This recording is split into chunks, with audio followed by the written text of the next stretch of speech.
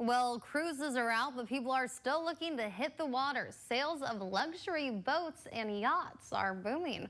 Fox Business Network's Christina Partsinevelos has more on how much people are willing to spend to sail away this summer.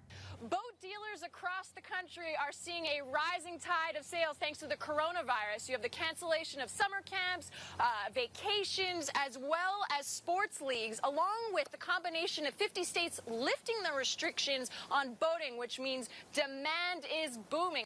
There's really no used boat inventory at all. The new boats are kicking off more and more. I think that we're seeing in the first-time boaters, boats from, I would say, 75,000 to about 150 to 200,000 are really kicked up quite a bit.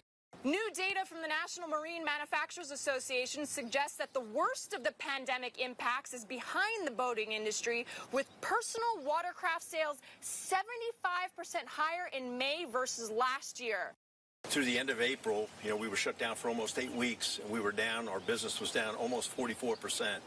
As of yesterday, we've caught all of that 44% up, and we'll be slightly ahead of that yet by the end of June. And last year was a record year, so this year is going to be an even better year for us.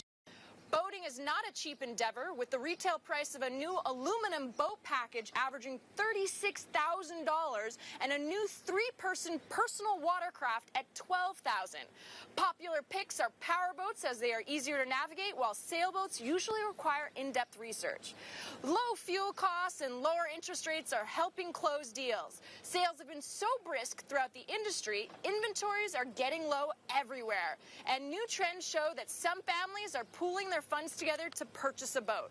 As many businesses struggle throughout the coronavirus pandemic, it seems the boating industry is doing more than just staying afloat. In New York, Christina Partsinevelos, Fox Business.